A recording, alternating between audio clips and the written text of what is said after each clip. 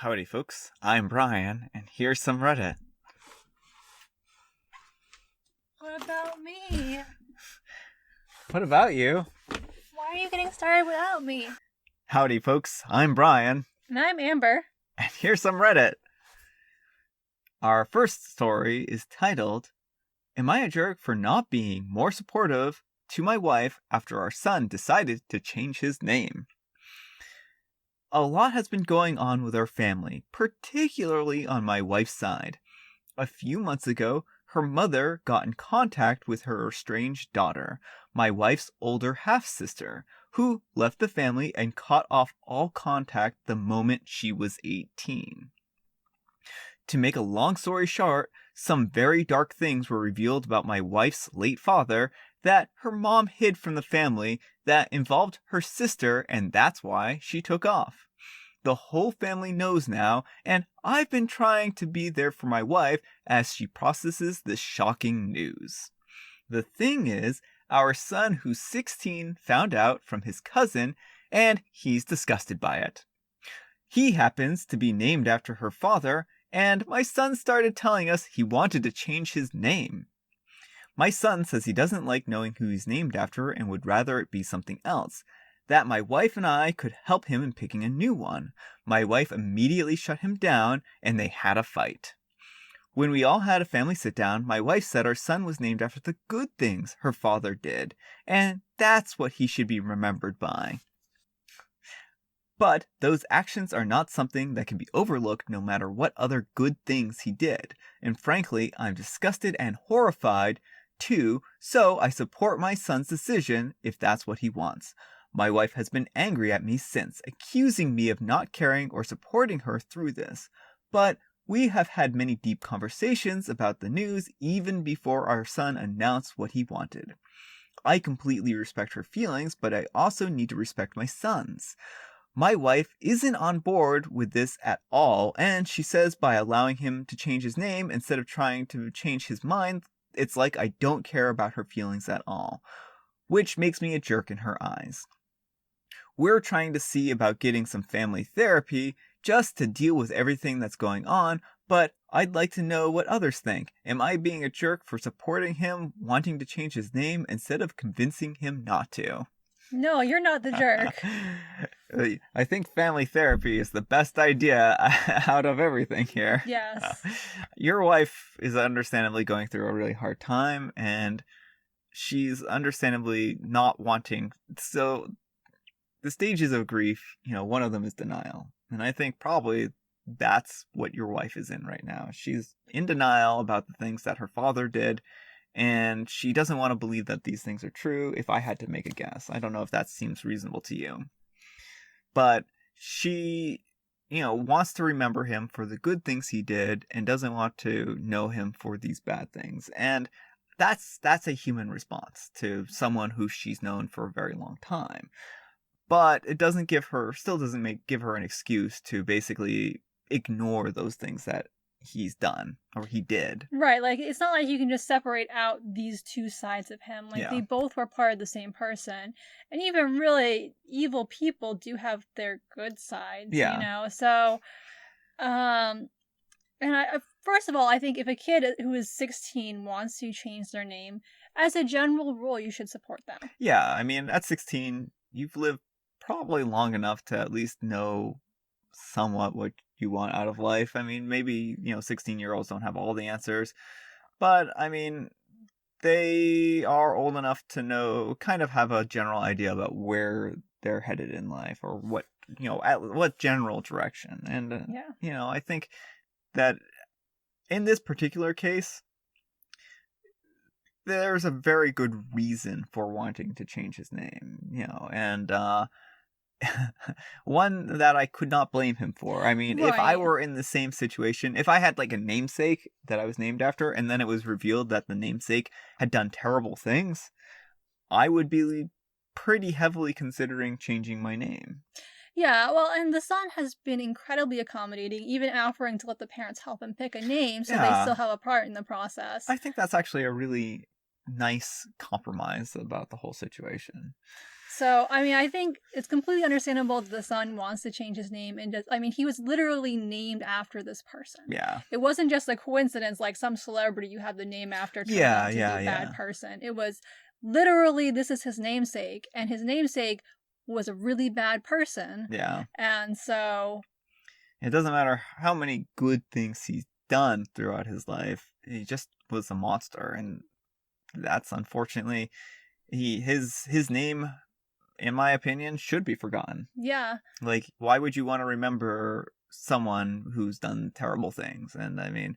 And try and gloss over the terrible things, too. Like, it's one thing to remember someone if you remember the good and the bad alike, but to be like, he should only be remembered for the good things when the half-sister, who is still alive... Yeah, and think about how traumatic that would be, too, for her. To know, like, to go over and have to address the son by his name, knowing... that he carries the same name. I mean, I imagine that would just bring up bad memories in general. You know, it's good to forget, to change his name and just, do your best not to remember the person who's done terrible things. Yeah, and try and help the half-sister if she is interested in support, because she probably needs it. Yeah, she probably does need it. That poor girl. Woman now.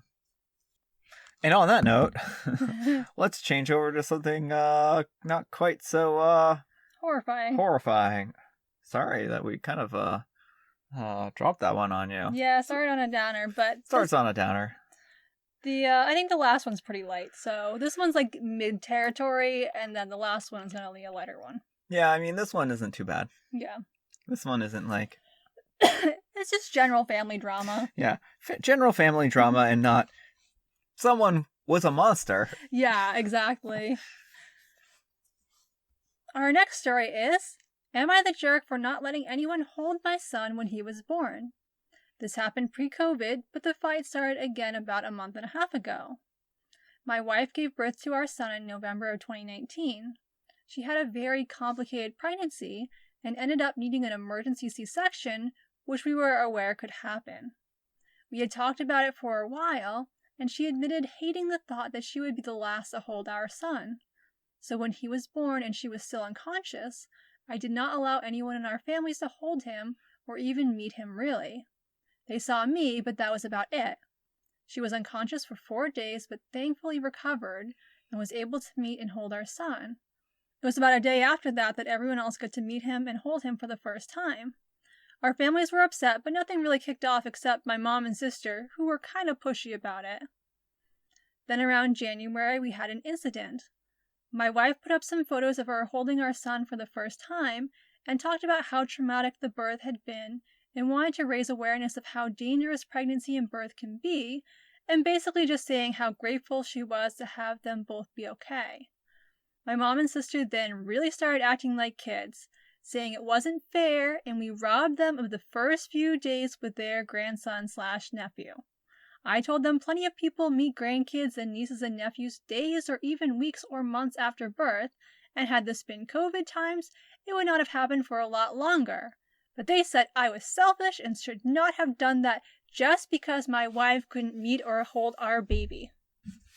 I am only conflicted on this because someone else suggested I robbed my son of having more interaction early on, and I should have thought of him over my wife's feelings on the whole thing, and while most of me is screaming heck no, I wanted to see what a bunch of internet strangers would think. Am I the jerk? Of course. No, you're not the jerk. This is horrible. I can't believe you didn't give in and let your mom and sister hold the baby. Like, they must be pretty... I don't know where I was going with that. I was trying to say something smart, but I came up blank. Yeah, no, definitely not the jerk. And also, OP mentions in the comments that he snuggled the baby plenty during that time, so it's not like the child was not getting social interaction. It had interaction with him and with the nurses, just not with the other family members. And this is, I think, a perfectly reasonable thing, especially if the mom's big fear was not being able to hold her child or being one of the first people to hold her child. Well, it sounds like she also had a near-death experience. And she had a near-death experience. And she was unconscious for 4 days, and that's not routine with a C-section. No.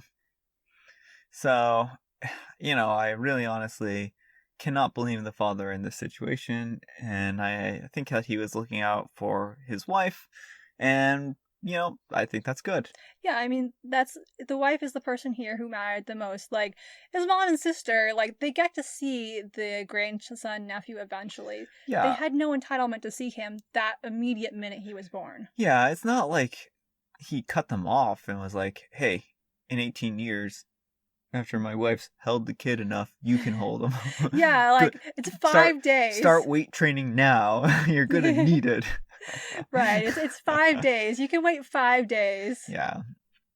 I just think that they're being too pushy about it, immature. They're not letting things go, and it's... Yeah, and they're using their minor grief to, like, outweigh her whole trauma of giving birth in this really stressful and life-threatening way. Yeah, and well, on top of that, like what you're saying, she's trying to raise awareness about how dangerous the procedures can be, and, like, that sometimes things can go really wrong.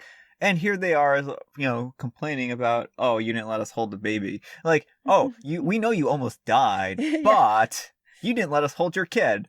How dare you? Yeah. How dare you, sir? Just like the tone deafness really gets me here on them. It's like, I don't even know. Yeah. Not the time or place to bring up your minor grievances.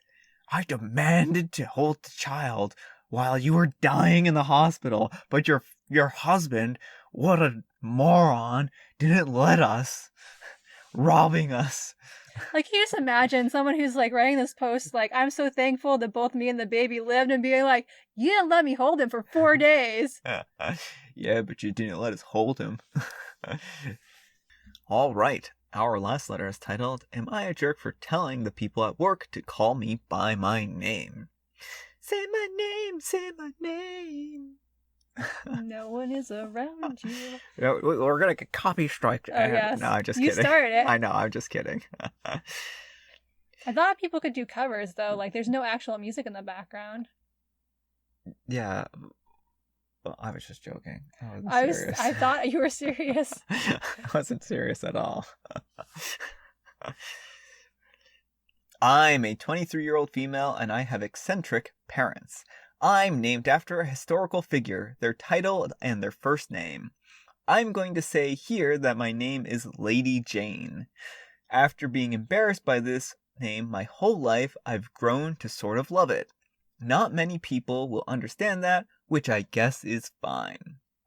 Anyway, at work, everyone decided Lady Jane is ridiculous, and they would just call me Jane. But there's another girl at work called Jane. I told them to call me by my proper name, or just Lady. They wouldn't do that, so they started calling me by my last name, which is unpronounceable to anyone who isn't Polish. I've heard so many variants, none being right, and I'm sick of them. This has basically all been decided by this woman Greta. I told Greta to tell everyone else to either call me 1, Lady Jane, 2, Lady, and she told me that I'm being way too aggressive about a minor issue they've already solved. It may be solved to her, but I don't like hearing my last name butchered. She said my first name is too funny for the workplace, and to stop any jokes, I should just keep being called by my last name. I said if I don't get referred to by my proper name, I simply won't respond.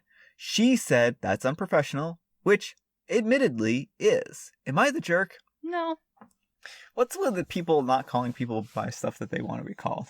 Yeah, well, it seems like such a simple thing. And it sounds like this one lady has, like, a big issue with this. So she's, like, commandeered the whole office into, like, we're going to call you by your last name that none of us can pronounce. Like, I'd much rather call someone Lady Jane than by a last name that I was saying wrong. Well, it just kind of shows an utter lack of respect for her and the fact that they, if they actually took the time to learn how to say her last name correctly, then that would be one thing. But the thing is that she has a preferred name. She would rather be called Lady Jane.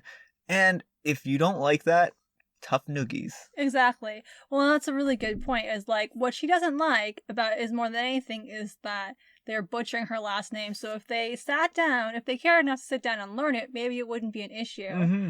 But they don't care about her enough to either use her name she requests or learn how to say her last name correctly. Yeah. And that's just unacceptable. Like, I don't think there's anything unprofessional about wanting to be called by your actual name. Yeah. There really isn't. I mean, you know, so what if it's a little bit of an odd name? I mean, there's Mr. T, for crying out loud, out there. If you have no problem calling Mr. T, whose legal name is Mr. T. Well, I mean, who was it? Who named their kid Apple? Like, there's all kinds of weird celebrity kid names. Yeah, well, but Mr. T actually changed his name. Okay. It was like Tyrone or something like that. And now, then there's a funny story behind that, because like his mom would call him Tyrone or something like that, and he's like, I legally changed my name so that my mom would have to call me Mr. T. And so, you know, even his mom calls him Mr. T now. So, but I mean, the thing is, like, if you can accept celebrities and other people outside of your personal sphere that you know and call them by whatever weird name they've come up with, then surely it isn't a problem to call someone you know by a name they want to be called by. Yeah, and it just shows clear lack of respect for OP that they are not willing to call her something that she wants to be called. Yeah, exactly. All right, folks, that's all the time we have for today. I hope you enjoyed today's video. If you did, consider giving me a like. If you didn't, consider giving me a dislike. Thanks so much to Amber for joining me today. Thank you for having me. You know, she has her own YouTube channel. We post the same kind of thing every Wednesday, so if you want to see that, feel free to drop by her channel. We posted another video yesterday, so funny story about that. I forgot to make the thumbnail and title it and stuff like that, because I forgot that Amber, like, that I scheduled them to be like at midnight. Yeah. And I lose track of the days sometimes, and I was like, woke up this morning like at early while Amber was still asleep, and I'm like, oh no, I forgot to title it. It's like, hopefully people don't mind too much. But yeah, that's my funny story for the day. What's your funny story for the day? My funny story for the day? I don't know if I have one. Oh. I don't know if my mom called me. I probably have stories if she did, but I don't think she's called me yet today. Amber has funny stories when her mom calls her. You found a book. I found a book. Oh, yeah. We'll see if it actually works out. Yeah, so I don't know how many of you are familiar with Stephen King's Creepshow. It came out in like 1982 or something like that. And there was a sequel, Creepshow 2. It was a movie. It came out in 87. Now, originally it was supposed to have 5 stories like the first Creepshow did, but I guess for budgetary reasons they ended up cutting it down to 3. One of those cut stories was called Pinfall, and it was about the zombie bowling team. And so in 2017, there was a special edition of Creepshow 2 released, and it came with this little comic book adaptation of Pinfall 2, and it was like a 3,000 release copy. So there are only 3,000 of those books in print. And so I learned about this today, and of course there are some of them online, but for very high prices.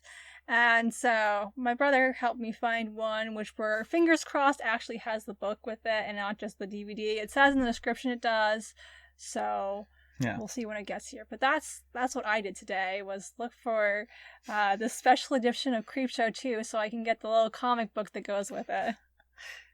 What's your funny story for the day? Let us know in the comments below. I'd love to read them. Alright, well, thanks so much for watching, and I guess we'll see you all later. I'm a 23-year-old female, and I have eccentric. I'm a 23-year-old female, and I have eccentric. I said it right the second time. The second time, yep. There's no saying it right. Sorry, folks, it's over. Read it yourself.